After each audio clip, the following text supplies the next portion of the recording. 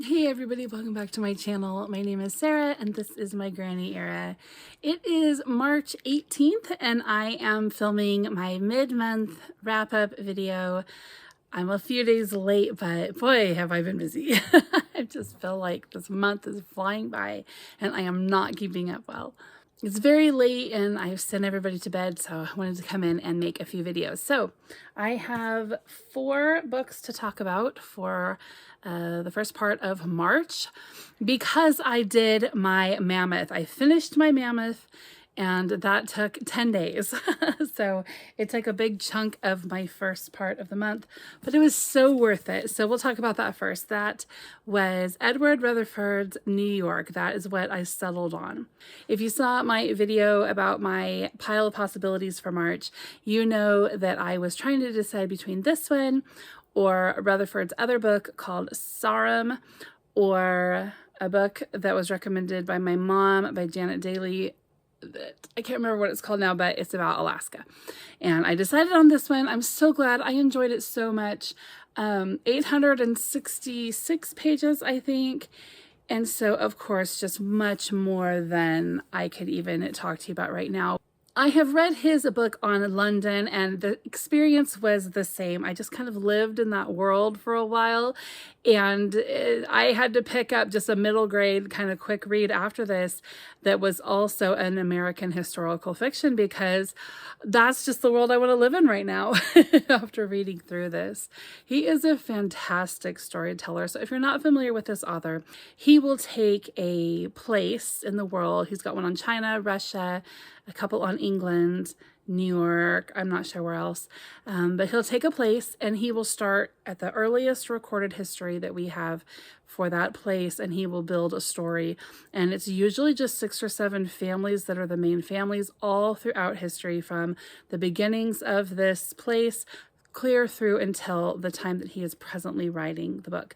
So like I said, 6 or 7 families and we just follow their descendants and descendants and descendants and we just watch them walk through history, walk through time. So in the case of New York, you know, it talked about the Puritans, the Revolution.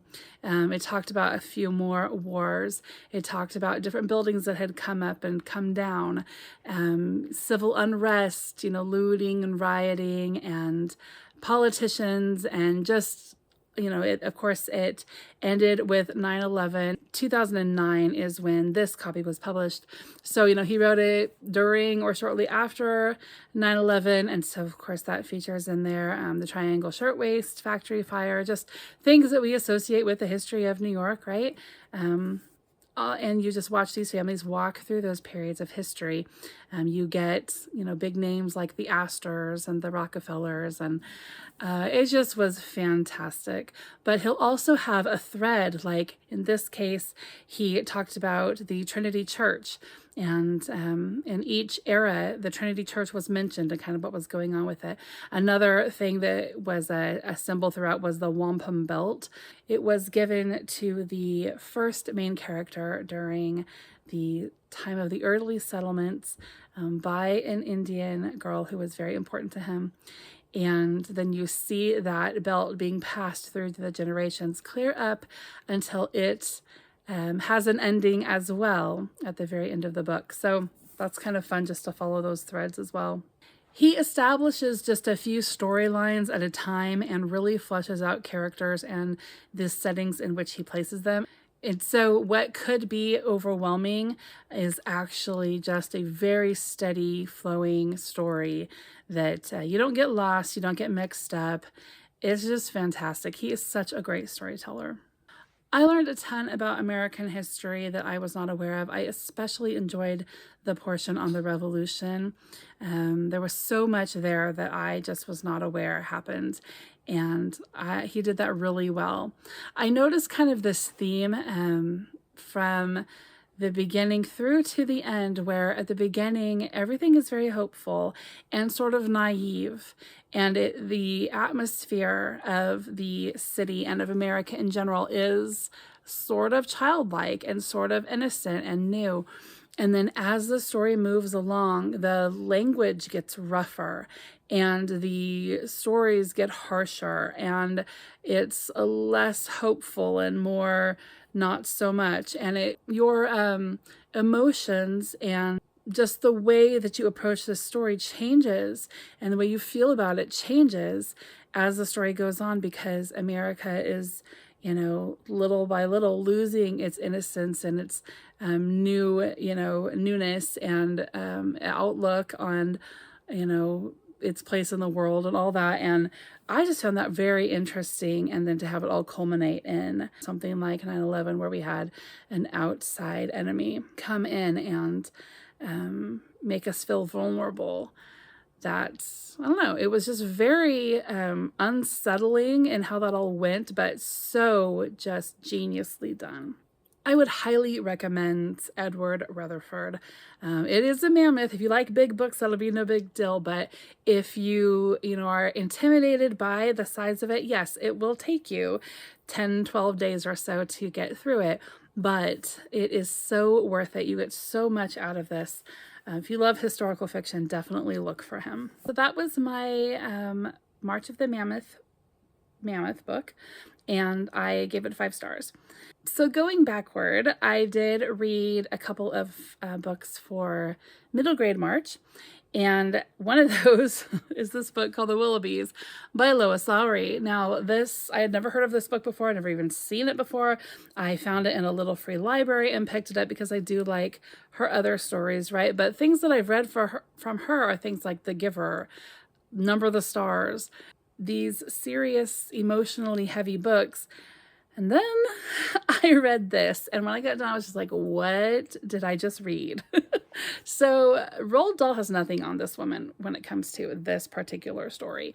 The story starts out with a family of children who find a baby on their doorstep, and so they bring it into their mother, and she says some really harsh things, and she doesn't want the baby. So they take the baby across town to a neighbor's and leave it on his doorstep.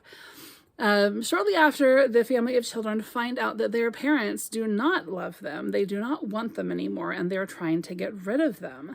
So the children decide, well, they're going to get rid of their parents first. Well, the parents end up going on a vacation to, I don't know, Germany or something, like somewhere in Europe, and the kids are left alone, but the parents do send a nanny over to watch over them.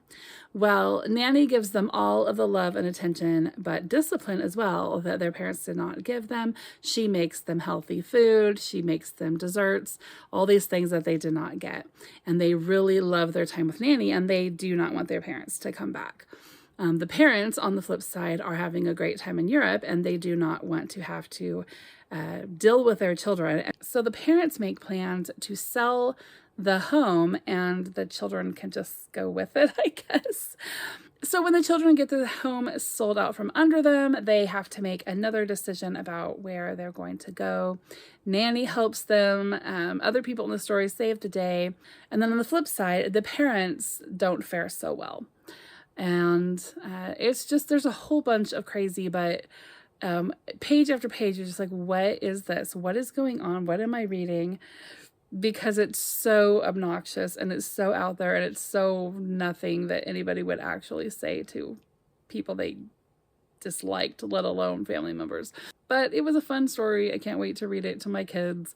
They also are just going to be like, what is this?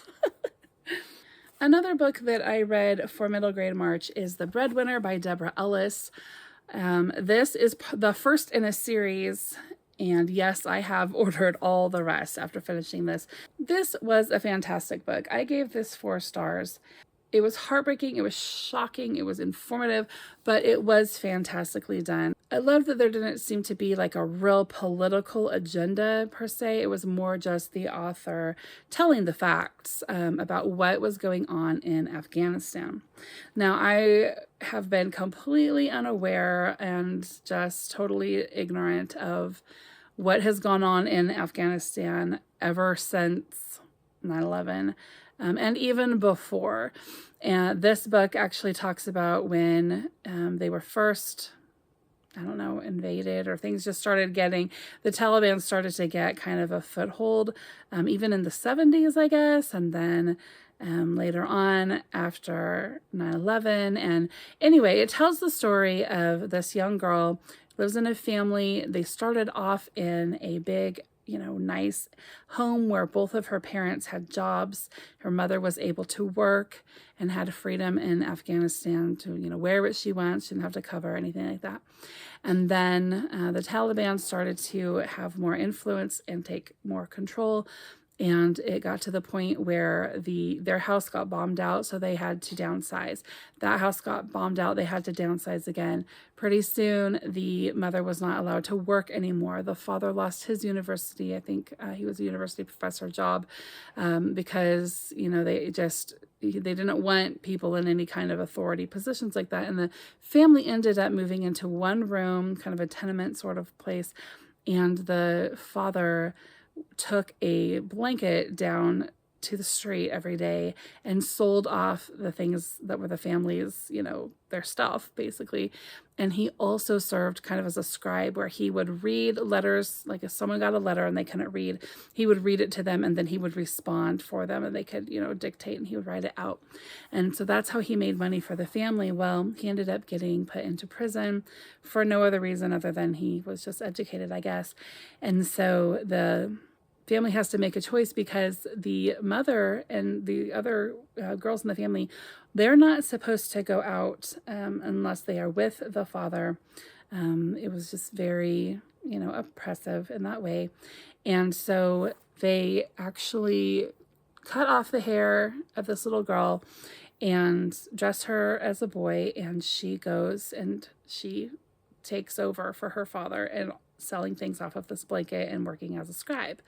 And so it's basically telling this story of how she has to go out, and make money for her family. She's got to hide herself, which apparently this is a thing that has gone on, and that little girls, do to try to just get a little bit of freedom, I guess, is to pose as a guy. And so it just kind of tells about all of that, and just different things that her family has gone through. But it is actually one in like a series of 4 books, I guess. So it just opened my eyes to a lot of things. And, that whole idea of, the word Afghanistan has been, on my radar since I was in high school, in the news and whatever. But I don't know if it's just a product of, where I've grown up and where I've lived or whatever, and then, coupled with my own just lack of interest, I guess. I've really not known anything at all about Afghanistan or the Taliban or what the women were and, are under, other than, bad terrorist bad sort of thing. So it was interesting to read this, and also just at times it showed the humanity of the Taliban members. Like, for instance, one of them came with a letter for this girl to read, and it was from a family member that he had not seen for a long time, and he teared up. He got very emotional and very upset, and she could see the humanity in this person, even though she had been so oppressed by, him and people like him. She was able to see the humanity in him as well. And I don't know, I just really enjoyed it. I'm looking forward to reading the others in the series, seeing what happens with this family. There is a little kind of suspenseful story going on now. And so those are actually in my room. I haven't even opened the package yet. So I'm going to hopefully get to those very soon. All right, and then another book I read was Nemesis by Agatha Christie. This story I was familiar with from watching the 90s TV version with Joan Hickson, which is the only ones you should be watching. I would just say they are the best. But I didn't enjoy this story as much as I have enjoyed others by Agatha Christie. It was just really wordy. It was too long. I think that an editor could have really narrowed this story down quite a bit and cut out a lot to make it more of the length of some of her other earlier books, just by taking out like Freudian psychology and morality rambles. And I think that this was a later book. I think that she wrote this when she was like 81. I only know that because she kept calling these women elderly, but then she said they were in their early 60s. And I had a laugh with my mom, who is 68. And I was like, wow, according to Agatha Christie, you are elderly, which she says that at age 81. So I don't know what she would call herself. But so I looked that up and found that she was in her 80s when she wrote this. It was one of her last books. And yeah, it wasn't super well done, but I'm just wondering, like, was an editor afraid to mess with it because it's, the great Agatha Christie? I don't really know, but the story was okay, but it definitely could have been better had it been some of the crazy taken out. It did really get to the point where there were quite a bit of long moral ramblings that didn't need to be there. All right, and then what I am currently reading, this is Island of the Blue Dolphins by Scott Odell. This is what I picked up last night when I finished the book on New York. It takes place on an island off the coast of California, and it is a historical fiction about something that really happened. Some events happen on this island. I think it's like the mid 1800s that this takes place.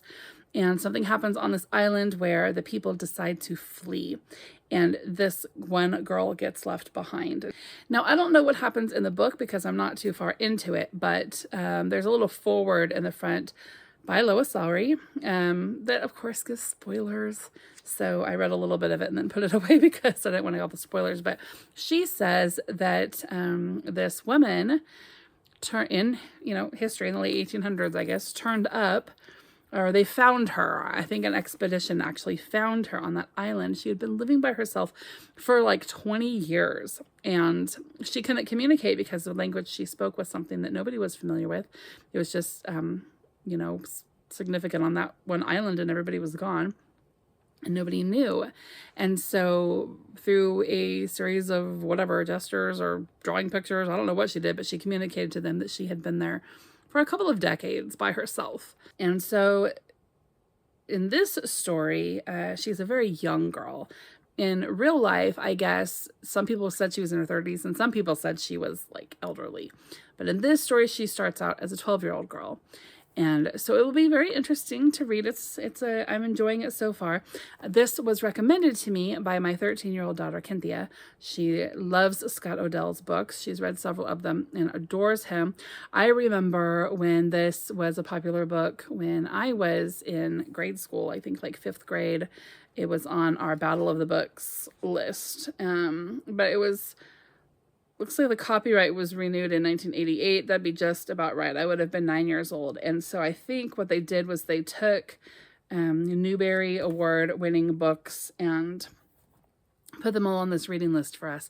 And then we were supposed to like read them and learn, we had these quizzes and you could compete, and it was like a whole thing. So anyway, I remember this being on there, but I was not interested in it. I don't like animal stories, and so it's called Island of the Blue Dolphins, and I was just like, it's an animal story. So I don't know. I've never liked animal stories. I didn't when I was a kid, and it didn't sound interesting to me. But when my daughter recommended it, of course I was going to read it, and it's a good book so far. I'm really enjoying it. So I'll finish that up this evening. And that is where I'm at with my March reading. If you so desire, let me know in the comments what you're reading, or just say hi. I hope everybody's doing good, and I will see you soon. Bye-bye.